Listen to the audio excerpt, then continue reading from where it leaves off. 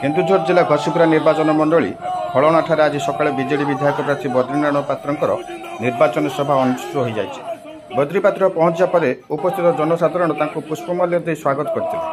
तेज शंखचिन्ह vote दे निर्वाचित कर नवीन पट्टनायक षष्ठथर मुख्यमंत्री करने सभार निवेदन करते बद्री पात्र।